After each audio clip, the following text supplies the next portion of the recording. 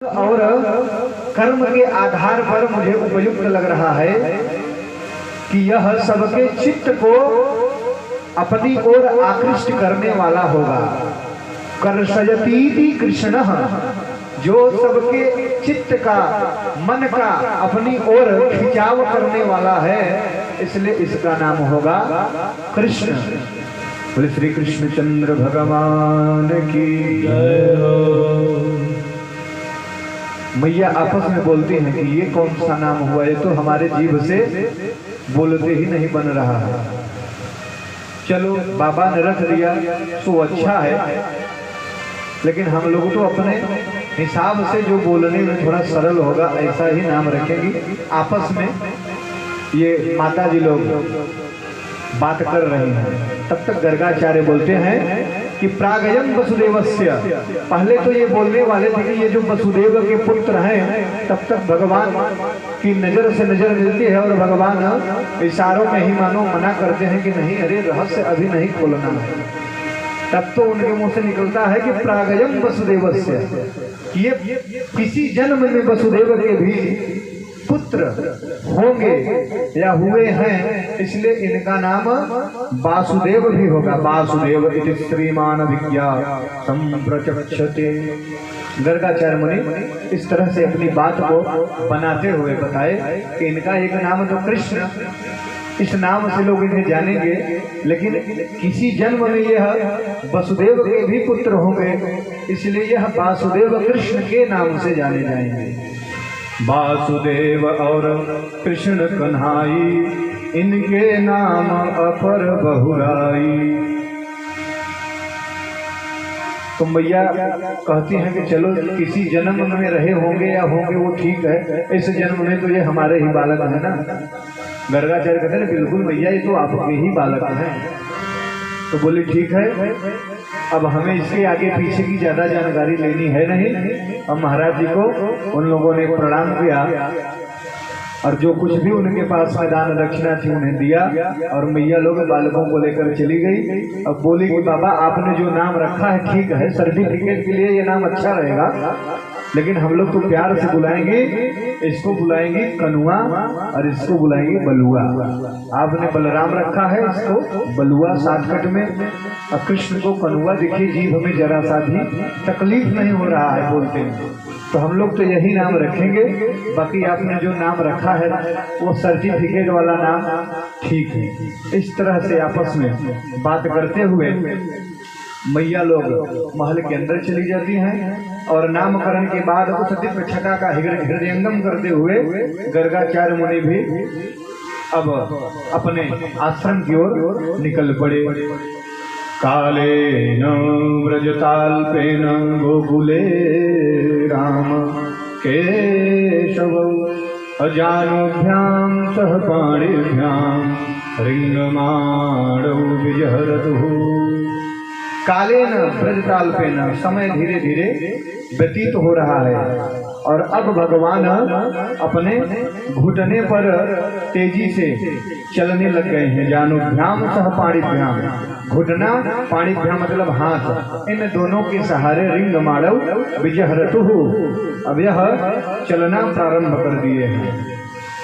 इसको सूरदास जी के शब्दों में थोड़ा सा हम लोग आनंद लेते हुए फिर आगे बढ़े, क्योंकि जब भगवान चलते हैं तो उनके पाँव में जो नूपुर बधा हुआ है उस आनंद से मैया लोगों को भी आनंद प्राप्त होता है, और उस आनंद में वह झूमने लगती हैं। रोना झूना रोना झूना झनक झनना झना, बाजत है पैजनिया। रोना झूना रोना झूना झनक झनना झना, बाजत है पैजनिया। रोना झूना रोना झूना झनक झनक झना, बाजत है पैजनिया। रोना झूना रोना झूना झनक झनक झना, बाजत है पैजनिया।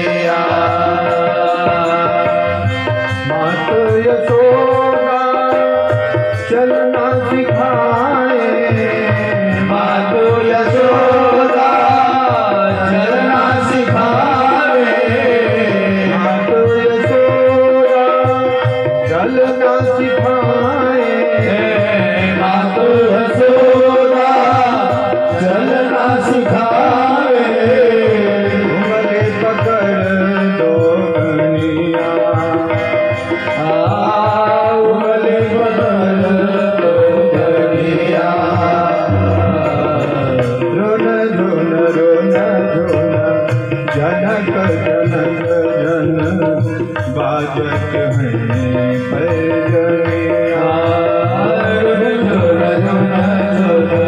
जनक जनक जन बाजत हैं पैजनिया। बाजत हैं पैजनिया। बाजत हैं पैजनिया।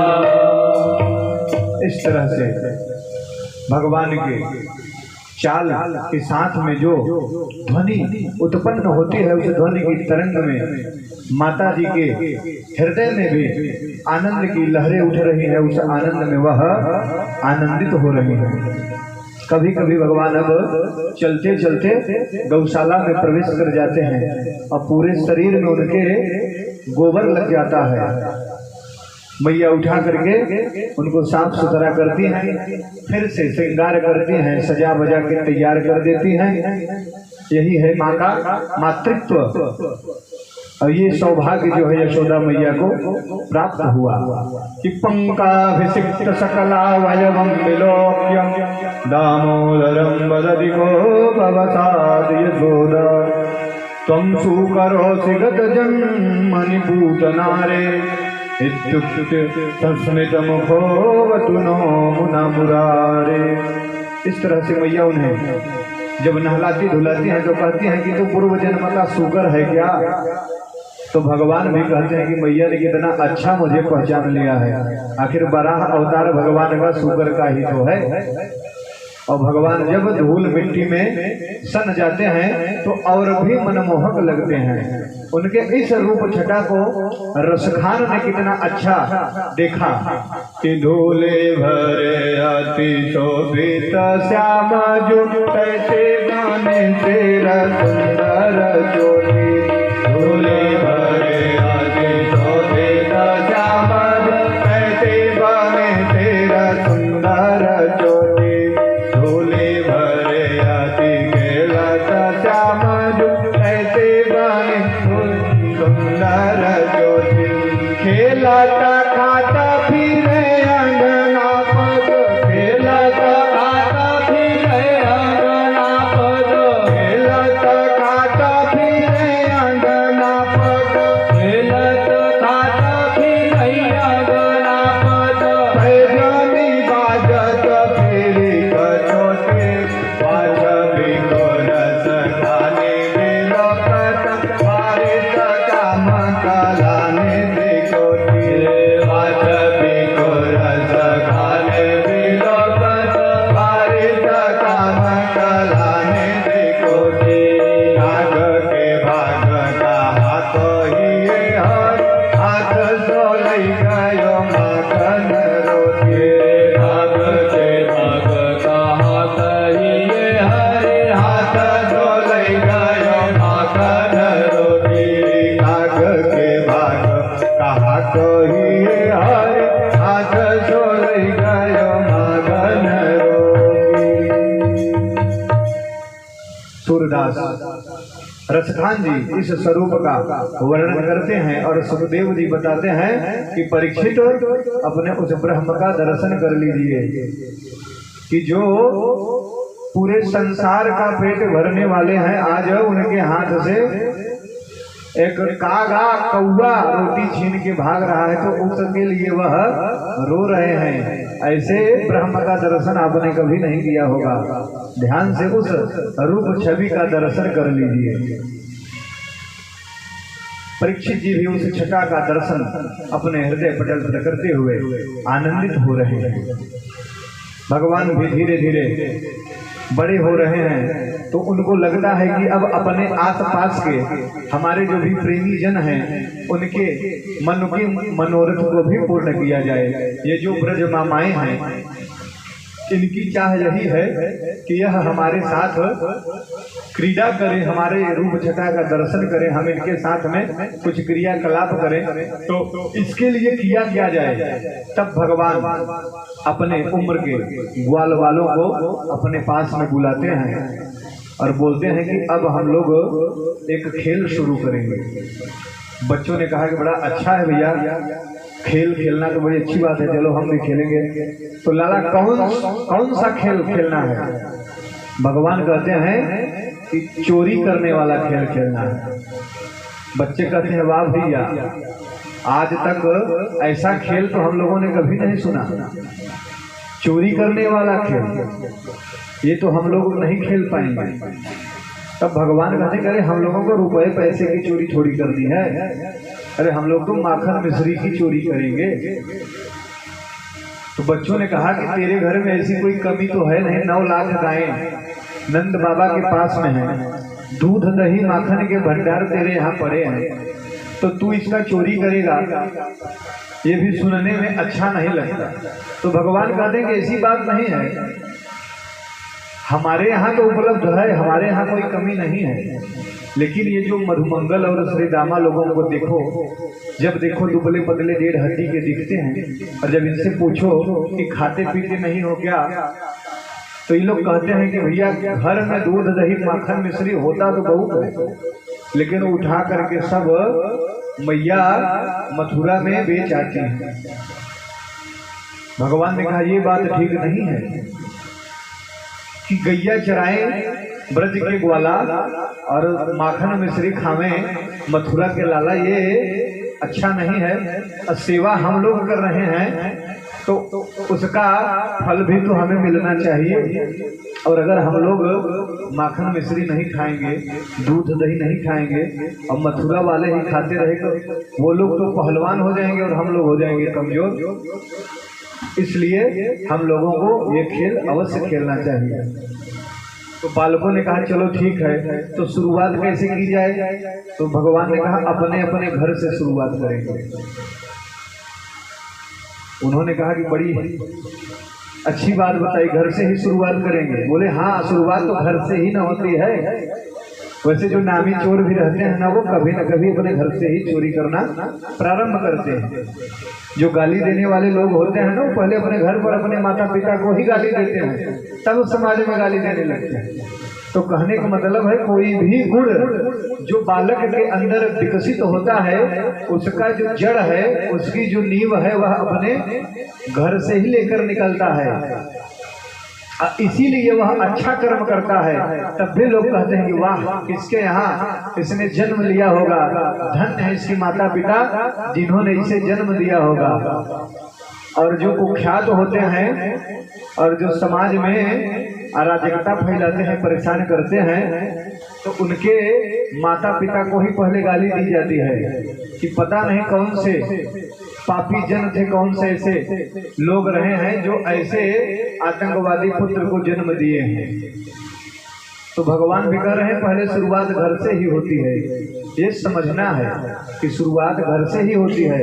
इसलिए बच्चों में जो संस्कार, जो नींव डालें, वह अच्छा डालने का प्रयास करें। सब लोग अपने अपने घर पे जाते हैं और अपने मेधा का परिचय देते हैं। फिर सुबह उसी स्थान पर मुलाकात भगवान सबसे करते हैं और फिर उन लोगों से आप बीती पूछते हैं कि आप लोगों की जो शुरुआत रही अच्छी रही ना। ज्यादातर लोग तो रोते रोते ही है भैया, तेरे चक्कर में कल इतना पिटाई हुई कि अभी तक शरीर में दर्द है। अब हम ऐसे कार्य में दोबारा संलग्न नहीं होना चाहते, तू सारे गुण और सारे खेल अपने पास ही रख। भगवान बोले कि क्या तुम लोगों ने शुरुआत में ही सारा खेल बिगाड़ दिया? छोटी सी बात चोरी भी करना नहीं आता आप लोगों को, चलिए हम सिखाएंगे आप लोगों को। बोले अच्छा? बोले हाँ, हम तुम लोगों को चोरी करना सिखाएंगे, प्रशिक्षण होगा। फिर तो महाराज चौर विद्या प्रसार मंडल के नाम से उन्होंने अपने टोली का निर्माण किया और सबको चोरी सिखाने लग गए। लेकर के अपने झुंड को किसी भी गोपी ग्वाल के यहाँ चले जाते और बढ़िया माखन मिश्री खाते और खाने के बाद बंदरों को बुला लेते, बंदर भी खाते और बंदर जब समाप्त हो जाता मटके में से तो उसे सूंघ करके पटक देते या रख देते। फिर बाद में ये भी उसको खाने के बाद में सूंघते और पटक देते कि क्या सड़ा सा माखन इसमें रखा हुआ है, पता नहीं कब का था, ये लोग अच्छा माखन भी नहीं रख सकते। ये सब गतिविधियां भगवान ने प्रारंभ करी और इसी बहाने से शिकायत और उलाहना लेकर गोपियां दर्शन करने के लिए भगवान का नंद महल पहुंचती हैं और नंद रानी को बुलाती हैं कि यशोदा मैया, तुझे पता है तेरे लाला क्या क्या करामात करते हैं? मैया आई, अरे ऐसा क्या हो गया? बोली नहीं नहीं, हम ऐसे नहीं हैं कि पीठ पीछे किसी की बुराई करें, हम तो सच्चाई कहने आई हैं, इसलिए जो भी बात होगा उसके सामने ही कहेंगे। उसको बुलाओ तो जरा, बहाना तो है उन्हें देखना, लेकिन माध्यम शिकायत का लेकर के आई है। तो बुलाती है कि क्यों रे लाला, देख तेरी शिकायत लेकर के ये गोपियां आई हैं यहाँ पर। भगवान भी मुंह बना करके चले आते हैं। गोपियां बताती हैं उनके गतिविधियों के बारे में और मैया सुनती हैं। मैया की नजर जब भगवान की तरफ पड़े तो भगवान मुंह बना करके नीचे देखने लग जाए और जब मैया इधर उधर ताके तो भगवान गोपियों को आंखों से इशारा करते कि अच्छा शिकायत लेके आई हो, इसका बदला न लिया, इसका मजा न चखाया तो फिर कहना। फिर गोपियां कहें मैया देखो ये आंखों से हमें डांटने की कोशिश कर रहा है। मैया जब उधर देखती तो भगवान फिर मन मार करके मुंह बना करके बैठ जाते। इस तरह से ब्रजवामाओं का मनोरथ पूर्ण कर रहे हैं प्रभु। अलग अलग प्रकार की शिकायत लेकर के गोपियां आती हैं। ये दशम स्कंद की कथा है। यह बाल लीला मन को मनोरंजन देने के लिए और इन लीलाओं के माध्यम से, क्योंकि जो बाल लीला है ना, कल्पना करिए अपने घर के बच्चों की। हमारे घर में भी बच्चे रहते हैं, उनकी भी बाल लीला होती है। बेसर पाँव की बात करते हैं, बिना अर्थ के शब्द का प्रयोग करते हैं, लेकिन हम कहीं से भी कितने भी थके हारे परेशान होकर आए, अपने बच्चों के साथ में जब बैठते हैं तो कितना आनंद आता है। उनकी उन निरर्थक बातों को ही सुनने में कितना आनंद आता है। इस तरह से इन लीलाओं का श्रवण पान करते करते हम उस स्थिति में पहुंच जाते हैं कि हम अपने आप को भूल जाते हैं और आनंद में डूब जाते हैं, क्योंकि ब्रह्म का जो स्वरूप है वह सत्चित और आनंद का है और हमें आनंद में ही तो डूबना है। क्योंकि जो ये देह और आत्मा के संबंध वास्तव में नहीं है, लेकिन देखने में लगते हैं, तो हम भगवान की लीलाओं में इतना डूब जाएं कि इस देह का भी हमें कोई ख्याल न रहे। इसलिए इन लीलाओं का बड़ा महत्व है। गोपियां आती हैं अलग अलग प्रकार की शिकायत लेकर कि वत्सान मंचन क्वचित समय क्रोध संजात हासः सेयं तद्वत्यथदधिपयः कल्पितैस्तेययोगैः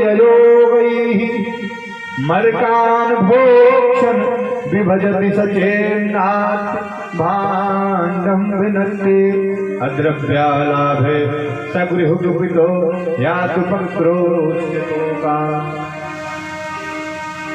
एक गोपी शिकायत लेकर के आई, मैया बिना समय के तेरे लाला बछड़े को खूंटा से खोल करके भाग जाते हैं। मैया ने बोला कि अगर उसको इस कार्य करने में आनंद आता है तो जब तुम्हें दूध दुहना हो उस समय जब बछड़ा खोला जाता है तब इसी से खुलवा लिया करो।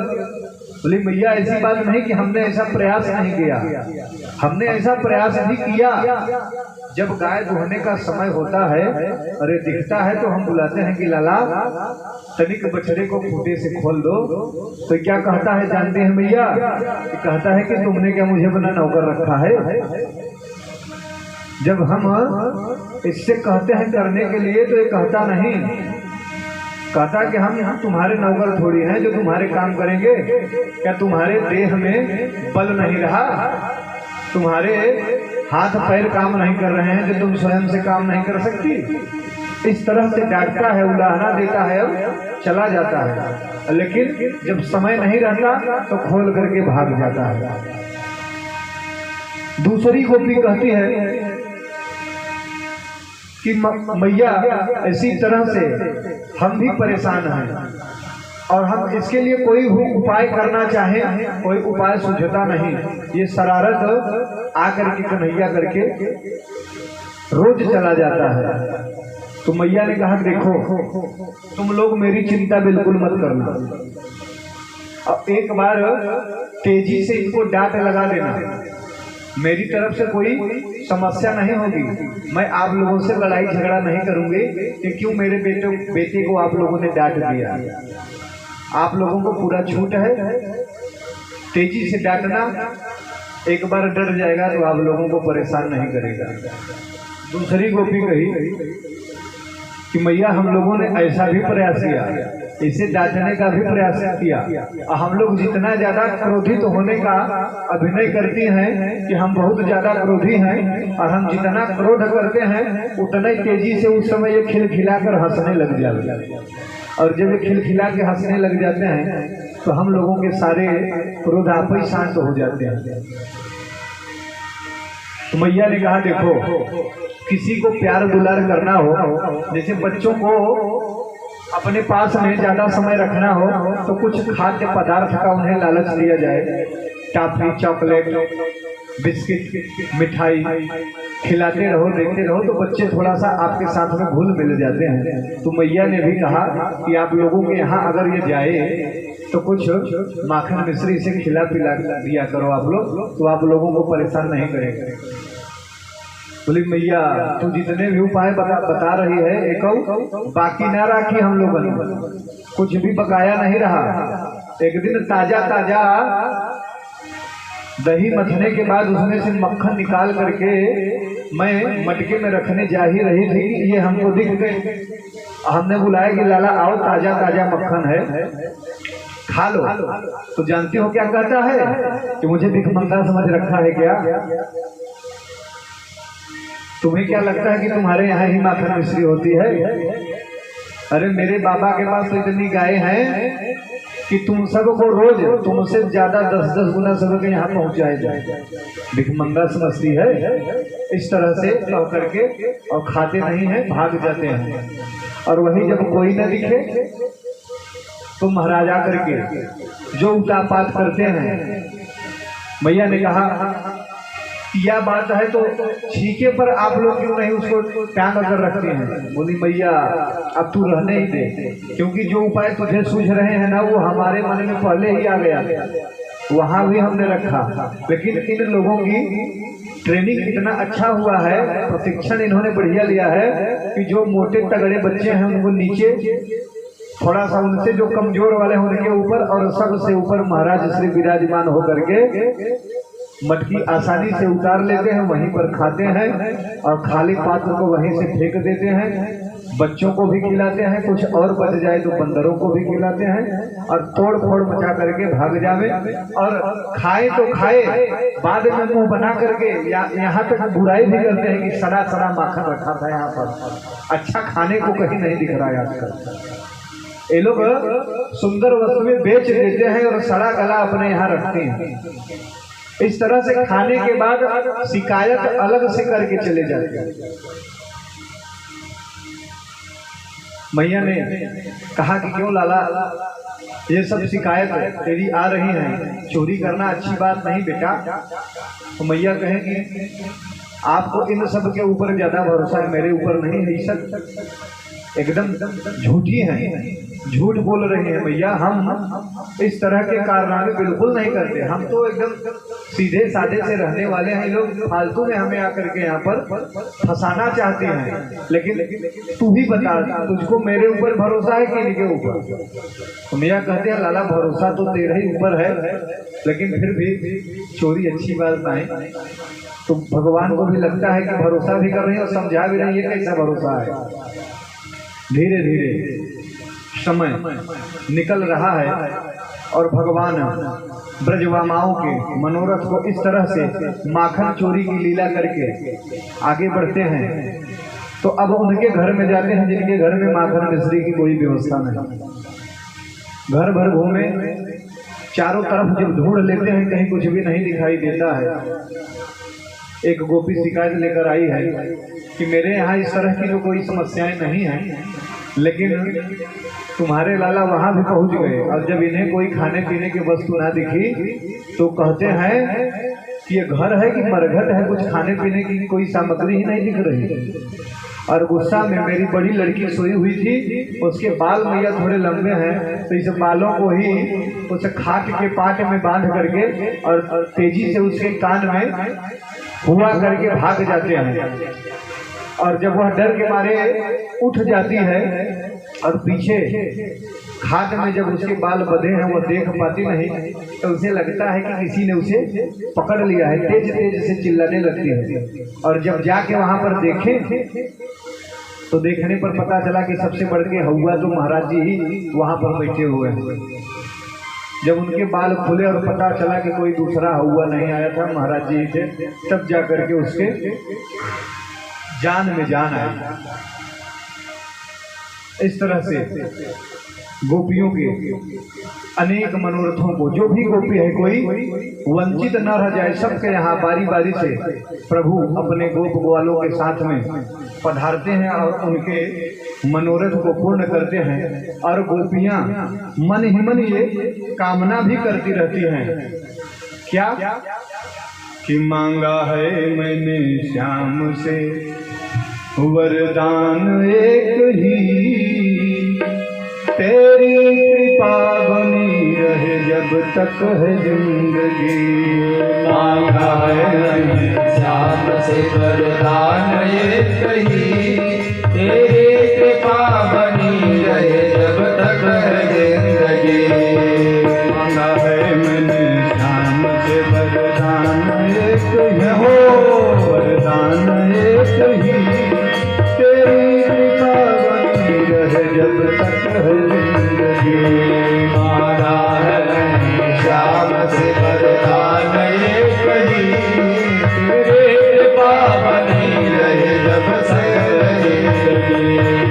जिस पर प्रभु का हाथ था वो पार हो गया, जिस पर प्रभु का हाथ था वो पार हो गया।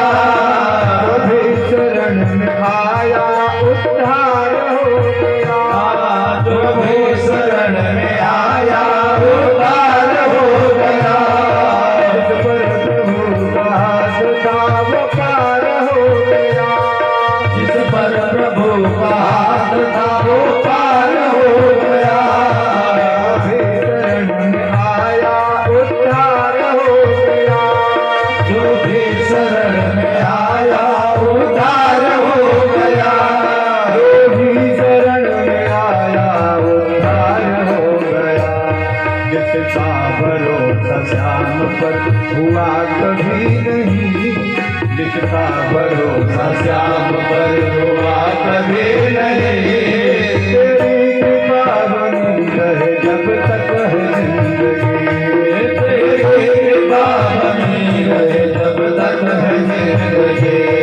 मांगा है मैंने श्याम से वरदान एक ही, मांगा है मैंने श्याम से वरदान एक ही, तेरी कृपा बनी हो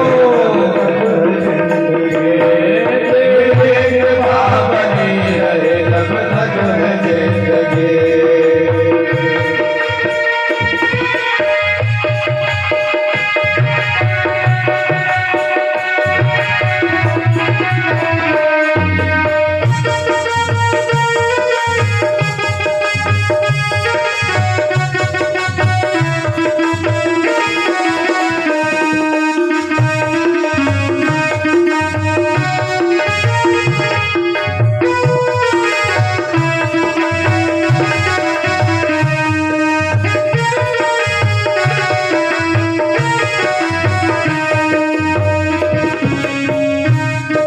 कोई समझ सका नहीं माया बड़ी अजीब, कोई समझ सका नहीं माया बड़ी अजीब। कोई समझ सका नहीं माया बड़ी अजीब, कोई समझ सका नहीं माया बड़ी अजीब। जिसने प्रभु को पा लिया है वो ही खुश नसीब, जिसने प्रभु को पा लिया है वो ही खुश नसीब। समझ सका नहीं माया बड़ी अजीब, कोई समझ सका नहीं माया बड़ी अजीब। जिसने प्रभु को पा लिया है वो ही खुश नसीब, जिसने प्रभु को पा लिया है वो ही खुश नसीब, जिसने प्रभु को पा लिया है वो ही खुश नसीब। जिसकी इजाजत के बिना पता हिले नहीं, जिसकी इजाजत के बिना पता हिले नहीं। तेरी कृपा बनी तेरी कृपा बनी रहे जब तक है जिंदगी।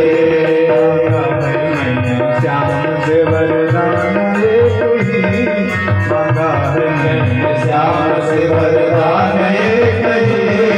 तेरी कृपा बनी रहे जब तक है जिंदगी। तेरी कृपा बनी रहे जब तक है जिंदगी।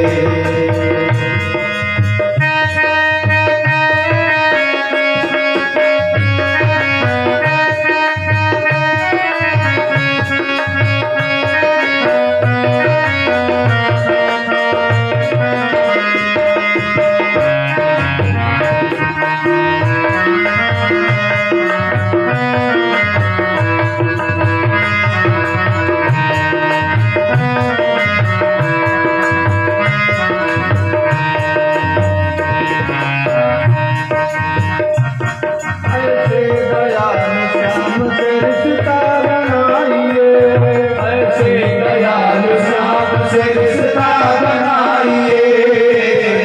दयाल श्याम से रिश्ता बनाइए। ऐसे दयाल श्याम से रिश्ता बनाइए।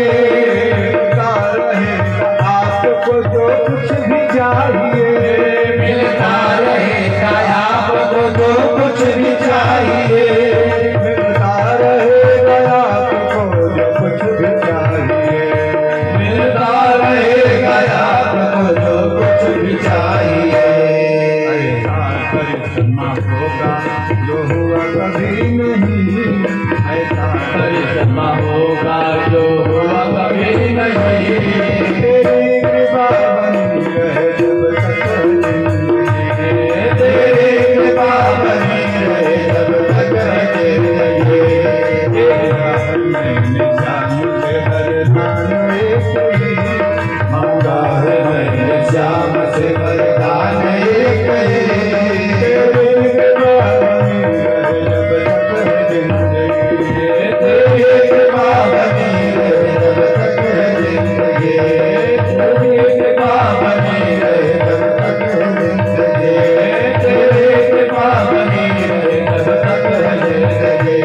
तेरी कृपा बनी रहे जब तक है जिंदगी। बोले कृपा सिंधु भगवान की जय हो। इस तरह से भगवान कृपा के सिंधु हैं, कृपा के सागर हैं। उन्होंने सबके मनोरथ को पूर्ण किया। अब एक दिन भगवान के मन में आया कि इस ब्रज के पास में जो गोकुल है वहां पर सभी जो ब्रज बामाएं हैं उनके मनोरथ को तो हम पूर्ण कर रहे हैं और माखन मिश्री भी खूब खा रहे हैं, लेकिन अनादिकाल से इस भूमि की बड़ी महत्ता है, तो इस ब्रज रज को भी अपने मुंह में लेना चाहिए। ब्रज रज का भी स्वाद मिलना चाहिए, क्योंकि ब्रज के रज की बड़ी महिमा है। साधु संत तो कितनी बार ये कल्पना करते हैं और भगवान से ये कामना करते हैं कि प्रभु अगर हमें कुछ भी न मिले, तुम्हारे लोग न मिले, तुम्हारे दर्शन न मिले तो कोई बात नहीं, इतनी सौभाग्य देना कि हमें वह ब्रज के रज प्राप्त हो जिन्हें हम अपने शरीर से स्पर्श करा सके। ब्रज रज की महिमा है। पुरानी बात है, एक संत वृंदावन से मुंबई गए और उनके पास में एक कंबल थी जो बड़ी मैली थी। तो एक वहां का व्यापारी सेठ था जो कि भक्त था और वह वृंदावन से बड़ा लगाव रखता था और उसने ब्रजरज की महिमा भी सुनी थी। तो बहुत सारा मूल्य देकर वह उस ब्रजरज से युक्त कंबल को महात्मा से लेना चाहता था। तो महात्मा को लगा कि ये तो बहुत गंदा है, तो दूसरे दिन उन्होंने उसे साफ सुथरा करके तब जा करके दिया। तो उस सेठ ने कहा कि बाबा, जो मैं कीमत देने के लिए तैयार था वो उस मैल की ही तो दे रहा था, आपने उसे हिसाब कर दिया। अब तो इस कंबल का जो मूल्य है वह कुछ भी नहीं है। तो इतना ब्रजरज का जो है महत्व है। तो परम सौभाग्यशाली होते हैं वो लोग जिन्हें ब्रज के रज नसीब होते हैं। हमारे शरीर से ब्रज भूमि के वह धूल मिट्टी स्पर्श हो जाए, यह भी बड़ी सौभाग्य की बात होती है। कस्मान मृजमदान तातमन भमान भक्षितमान रह वदन्ति तावकायेते कुमारा से रजोप्ययम्। आज भगवान मौका देखकर, देखे कि कोई देख नहीं रहा है, तो उस ब्रजभूमि की एक मिट्टी का ढेला छोटा सा उठा करके मुंह में डाल करके अंदर ले लिए। जैसे ही मिट्टी को उन्होंने खाया, एक ग्वाला आकर के बोला, मैया आज तुम्हारे लाला ने मिट्टी खा लिया है।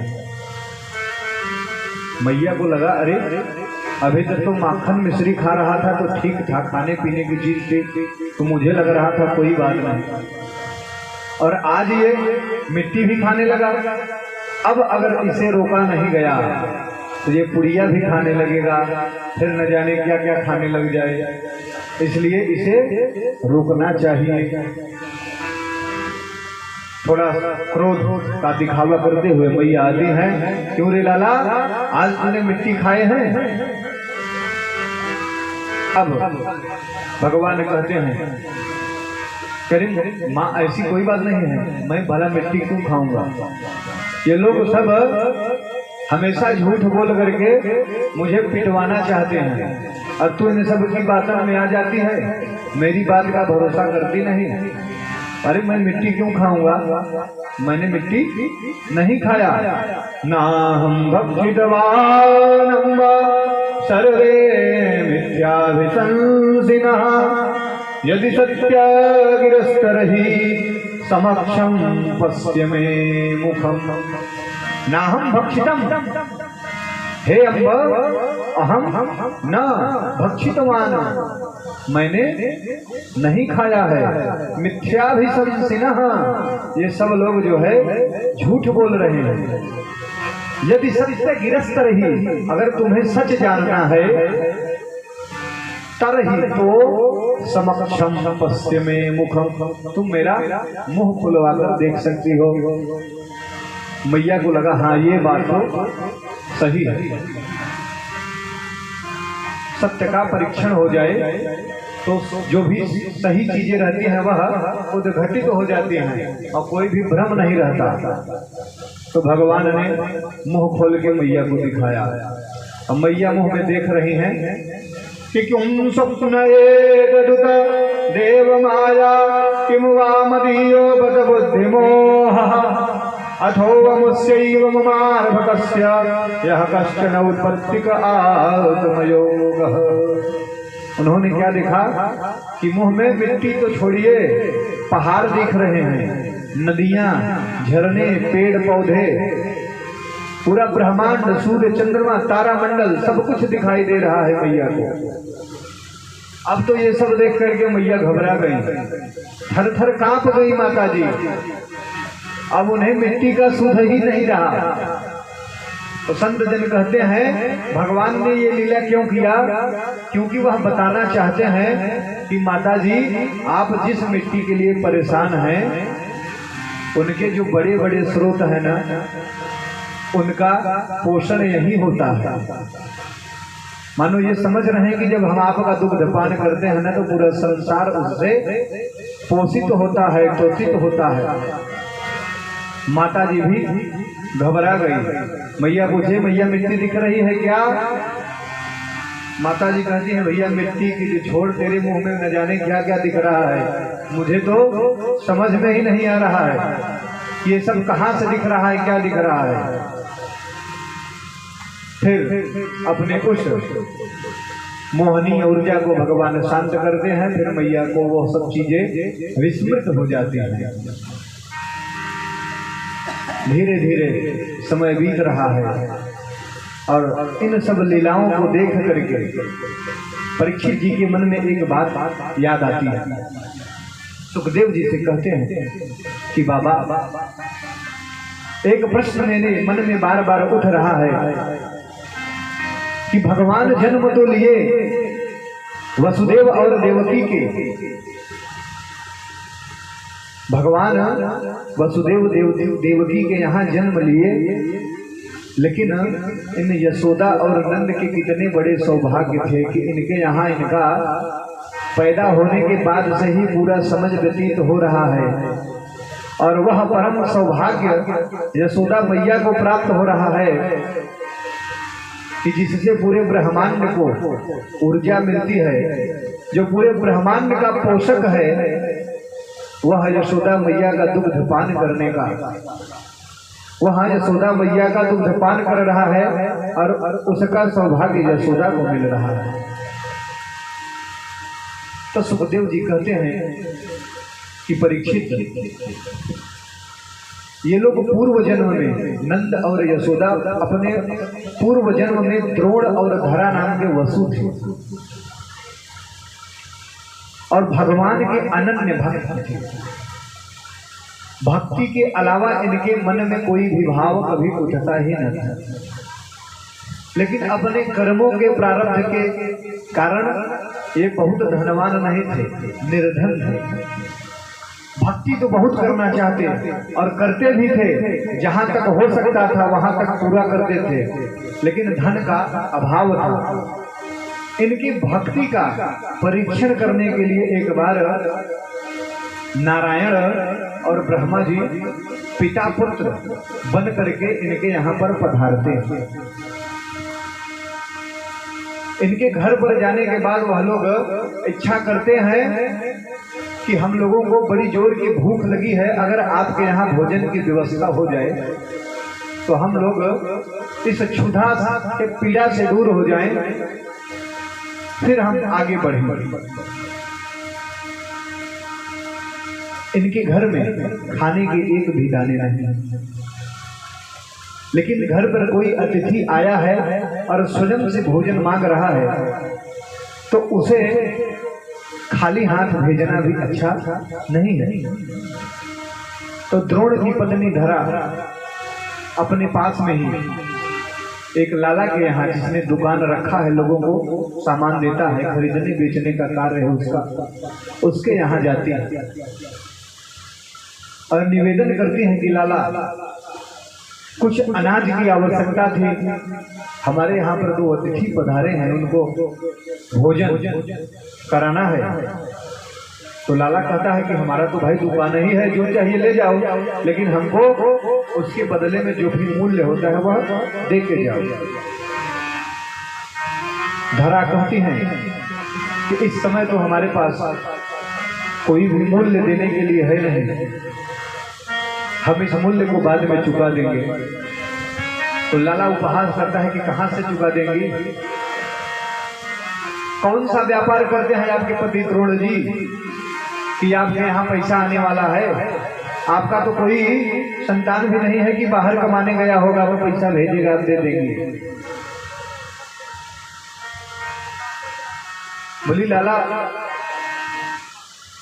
भोजन कराना बहुत आवश्यक है, हमारे यहाँ पर अतिथि आए हैं, वहाँ भूखे यहाँ से लौट जाएंगे तो ये हमारे गृहस्थ धर्म के लिए भी अच्छा नहीं है, हमारे भक्ति भाव के आधार से भी अच्छा नहीं है, इसलिए मुझे अनाज की तो जरूरत है। तब लाला अपने मन की बात करता है और अपनी पैनी नजर उनके वक्षस्थल के पास में रखता है। बोला तेरे ऊपर मेरा नजर बहुत दिनों से है, लेकिन तू कभी इस तरह से मेरी बातों में और इस स्थिति में आई नहीं कि मैं तुझसे कह सकता। अगर तू अपने शरीर को मुझे सौंप दे तो जितना अनाज चाहे तू हमेशा के लिए ले जा सकते हैं, आज ही नहीं जब चाहे तब ले जा। धरा ने देखा कि इसकी नजर बार बार हमारे वक्षस्थल के पास में आ रहा है, इसकी नजर वहां से हट नहीं रही और यह बात कर रहा है। तो उन्होंने नजर घुमाई तो एक कोने में रखा हुआ एक छुरा दिखा, चाकू। उन्होंने कहा तू इसी के लिए परेशान है, और उस चाकू से उन्होंने अपने दोनों स्तन को काट के उसके दोनों हाथों में रख दिया कि तू इसके लिए परेशान है, तू ले ये रख, और जो मुझे अनाज चाहिए तो उसको दे दे और मैं जाऊं। वह भी स्तब्ध रहा, कुछ बोल न सका, कुछ कह न सका। जो भी अनाज की जरूरत थी खून से लथपथ हालात में लेकर आती हैं, भोजन बनाने का प्रयास भी कर रही हैं, लेकिन इतना सारा रक्त शरीर से निकल गया कि मूर्छित होकर वह रसोई घर में ही गिर पड़ती है।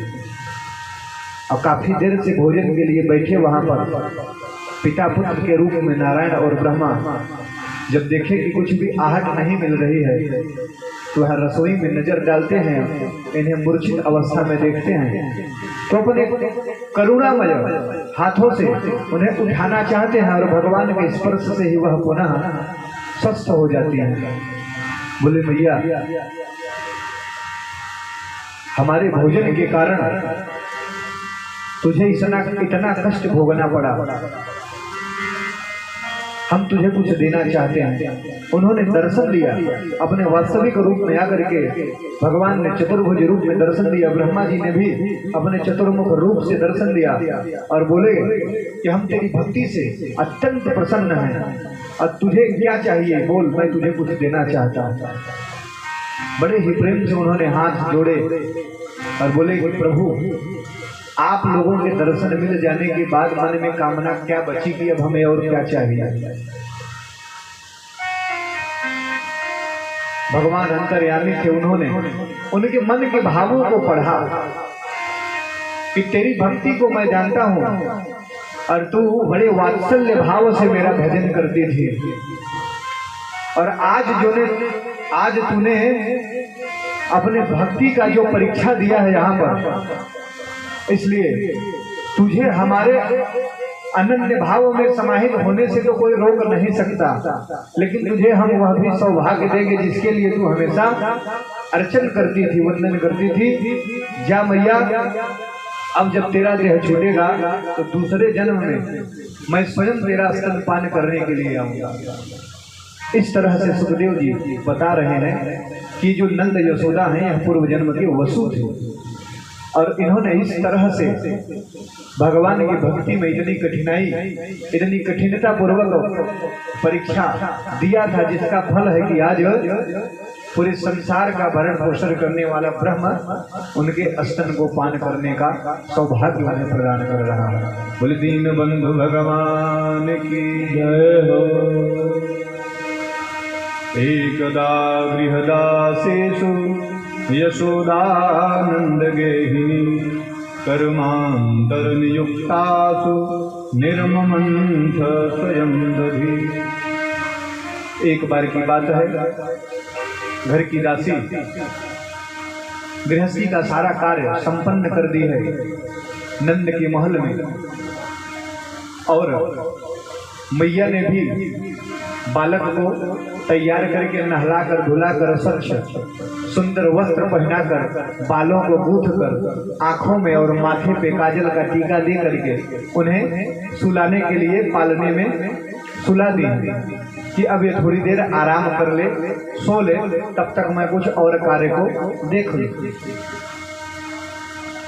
लेकिन भगवान को नींद आ नहीं रही, क्योंकि भगवान अब बड़े हो रहे हैं। जब बच्चों का उम्र बढ़ने लगता है तो नींद का जो अनुपात होता है वह कम होने लगता है। तो भगवान रोने लगे और जब बहुत ज्यादा रोने चिल्लाने के बाद भी मैया ने ध्यान नहीं दिया, तब तो महाराज बगल में ही एक उखल रखा था, उस पर खड़े हो गए और आसपास के जो भी माट मटके थे सबको उठा करके धड़ाधड़ तोड़ दिए। जब चट चट की आवाज सुनी मैया तो आकर के देखती हैं तो देखी कि ओहो, अब मैं समझी, ये जो हमारे यहाँ शिकायत और उलाहने आ रहे थे आज उसका प्रमाण भी मिल गया। इसका मतलब ये ऐसा हमेशा किया करता है, अब इसे छोड़ूंगी नहीं। उखल पर खड़े थे तो रस्सी लाकर उखल में ही बांधने लगी मैया, और जब बांधने का प्रयास कर रहे हैं तो रस्सी 2 अंगुल कम पड़ जाती है। बहुत प्रयास किया, घर की सारी रस्सियां लपेट दी, लेकिन 2 अंगुल कम पड़ रहे हैं। क्योंकि जीव और ब्रह्म के बीच में ये जो रजोगुण और तमोगुण है ना, यही जीव और ब्रह्म का मिलन नहीं होने देता। इसलिए इन 2 दोषों के ऊपर भगवान ध्यान दिलाना चाहते हो, इसलिए 2 अंगुल रस्सी कम पड़ रही है। दूसरे संत कहते हैं कि भगवान तो नाम रूप से परे हैं, इसलिए जिनका न कोई रूप हो न कोई नाम है उन्हें बंधन में बांधा कैसे जा सकता है, इसलिए भी 2 अंगुल रस्सी कम पड़ रही है। दूसरे संत कहते हैं बात ऐसी नहीं, बात यह है कि सामने जो 2 वृक्ष बहुत दिन से उनका इंतजार कर रहे हैं ना, इसीलिए वो बताना चाह रहे हैं कि बस अब इन्हीं दोनों का नंबर है। इस तरह से अनेक उदाहरण देते हुए संत जन कहते हैं कि 2 अंगुल की रस्सी क्यों कम पड़ी। फिर बाद में सुखदेव जी से पुष्ट करते हैं कि परीक्षित, जब बहुत थक कर पसीना पसीना हो गई मैया, तब भगवान अपने आप ही बध गए। मानिए वो बताना चाहते हैं कि तुम्हारी भक्ति कितनी प्रगाढ़ हो सकती है। तुम ब्रह्म को बांधने का प्रयास कर रहे हो, ब्रह्म को अपने नियंत्रण में लेना चाहते हो, तो उतना पुष्ट तुम्हारी भक्ति भी होनी चाहिए। इस तरह से उन्होंने बांधा। जब स्वयं भगवान बंध गए तो मैया सोची कि कुछ देर बंधा रहेगा तो ठीक रहेगा, कुछ दंड मिलता रहेगा तो बच्चे उस अवगुण की ओर उन्मुख नहीं होंगे। मैया चली गई तो भगवान ने देखा कि 2 वृक्ष, अर्जुन के वृक्ष जिन्हें यमल और अर्जुन कहते हैं, उन्होंने कहा कि आज इन्हीं का कल्याण कर देते हैं, क्योंकि हमारा इंतजार बहुत दिनों से कर रहे हैं। तुम महाराज ऊपर से बंधे थे, अब उसको गिरा करके खींचते हुए उन दोनों वृक्षों के बीच में जो जगह था उसमें से निकलते हैं, और उखल से जब टक्कर लगती है दोनों में तो दोनों पेड़ गिर पड़ते हैं, और उसमें से 2 सुंदर देवता के समान पुरुष निकलते हैं और भगवान को प्रणाम करते हुए वह भगवान के लोक को चले जाते हैं। सुखदेव जी बता रहे हैं कि परीक्षित इस तरह से उन्होंने यमल और अर्जुन का उद्धार किया। तो परीक्षित कहते हैं कि महाराज ये दोनों थे कौन, और इन्हें इस वृक्ष की योनि प्राप्त कैसे हुई। सुखदेव जी बताते हैं कि ये दोनों कुबेर के पुत्र थे, पूर्व जन्म में कुबेर के पुत्र थे। एक का नाम था नलकुबर और दूसरे का नाम था मणिग्रीव। एक बार ये नदी में स्नान कर रहे थे निर्वस्त्र होकर, बिना वस्त्र के नदी में स्नान कर रहे थे, और जब वहां पास से नारद जी गुजर रहे थे उनको देख कर भी इन्होंने वस्त्र धारण नहीं किया, तो उन्होंने क्रोध में आकर कि जड़ के रूप में तुम लोग यहाँ पर स्नान कर रहे हो, जरा सा भी तुम्हें किसी भी लोक मर्यादा की लज्जा नहीं है, बेशर्म की तरह यहाँ पर वृक्षों की तरह जड़ अवस्था में स्नान कर रहे हो। जाओ, मेरा शाप है कि हमेशा के लिए तुम दोनों जड़ हो जाओ, वृक्ष हो जाओ। इन्होंने बड़ा अनुनय विनय किया, तो बोले कि अब जो मैंने शाप दिया वो तो तुम्हें भोगना ही पड़ेगा, लेकिन उस योनि से तुम्हें भगवान के परम दर्शन होंगे और वही तुम्हें तुम्हारा उद्धार करेंगे। बोले दीन बंधु भगवान की। इस तरह से दामोदर लीला के माध्यम से भगवान दाम कहते हैं रस्सी को उदर में पेट से बांधा गया, इसलिए भगवान को दामोदर भी कहते हैं। बोले दामोदर भगवान की। अब जब पेड़ धड़ाम से गिरे तो मैया दौड़कर पुनः आती हैं और देखती हैं कि बिना हवा, बिना आंधी, बिना तूफान के ये दोनों पेड़ गिर पड़े। उनके मन में ये भाव आया कि यहाँ पर आए दिन कुछ न कुछ अपशगुन होते रहते हैं, कुछ न कुछ उत्पात होता रहता है, शायद इस जगह में ही कोई कमी है, तो हमें अब स्थान बदल देना चाहिए, यह स्थान हम लोगों के लिए उपयुक्त नहीं है। तो विचार करने लग जाते हैं कि कहाँ पर जाया जाए। तो नंद के छोटे भाई उपनंद सुझाव देते हैं कि वनम वृंदावनम नाम पशव्यम नवकाननम गोप गोपी गवां सेव्यम पुण्याद्रितृणुवीरुधम। उपनंद जी बताते हैं कि यहाँ से कुछ ही दूर पर एक वन है। वैसे वन तो बहुत है, निधि वन, ताल वन, वृंदावन, लेकिन जो वृंदावन है ना वो हम लोगों के रहने के लिए बहुत बढ़िया उपयुक्त है, क्योंकि हरी हरी घास है, बहुत सारा जगह है और हमारी गायें भी वहाँ बड़ी आनंद से चरा करेंगे और चरने के बाद पीने के लिए यमुना जी का सुंदर सुंदर जल भी वहाँ पर उपलब्ध है। इसलिए हम सब के रहने के लिए जो सबसे उपयुक्त स्थान है वह वृंदावन ही है। वृंदानाम भक्त समूहा नाम वनम, जो वृंदावन है वह भक्तों के समूह का वन है। श्री वृंदावन धाम की। अब तक भगवान गोकुल में निवास कर रहे हैं, अब वृंदावन की ओर प्रस्थान करने वाले हैं कि प्रेम की पिपास देख देख निज प्रेमियों को, अब प्रेम का समुद्र सीमा छोड़ के बहाया है। प्रेम की पिपास देख देख निज प्रेमियों को, प्रेम का समुद्र सीमा तोड़ के बहाया है। भावुक रसीले जन निराश न होंगे, अब कामना की पूर्ति हेतु कल्प तरु लगाया है। कि चिंतामणि जड़ित चारु चादर बिछाए जहाँ, चिंतामणि जड़ित चारु चादर बिछा है जहाँ, भांते प्रतिभांते कुंज कुंज से सजाया है। अब भारत का भूषण तिलक दोनों, भारत का भूषण तिलक तीनों लोगों का, अब भक्तों के वास हेतु वृंदावन बनाया है। श्री वृंदावन धाम की जय। तो भक्तों के निवास के लिए ही जैसे वृंदावन का निर्माण भगवान ने किया हो, आज गोकुल से सभी गोप वाले अपने सभी गाय बछड़ों के साथ में वृंदावन की तरफ जा रहे हैं। वृंदावन की इतनी महिमा है, संत जन गाते गाते नहीं अगाते।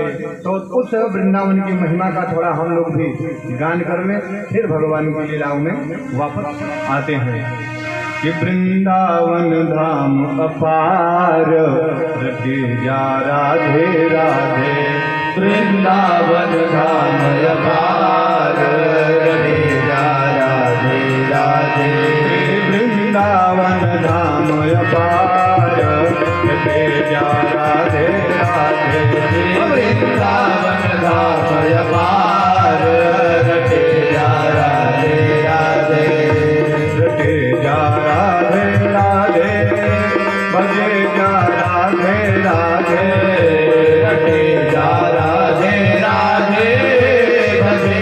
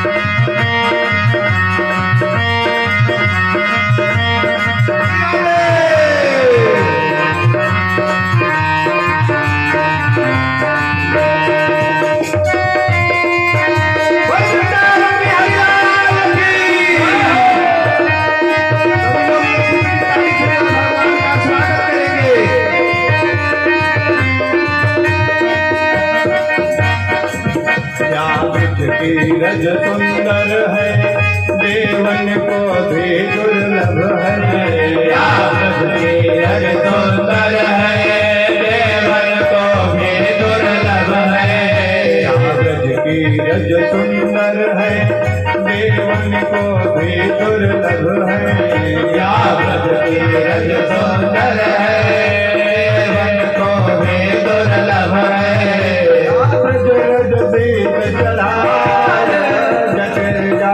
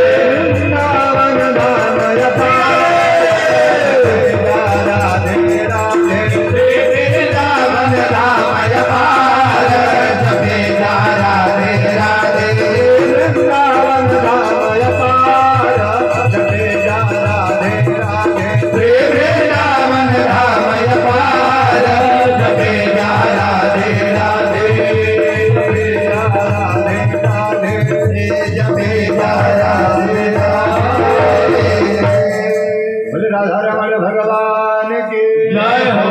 वृंदावन धाम की जय हो। प्रभु आज अपने पूरे परिवार और परिकर के साथ में वृंदावन पहुंच गए हैं। वृंदावनम गोवर्धनम यमुना पुलिनानि च वेक्षासेदुत्तमा प्रीति राम माधवयोर नृप।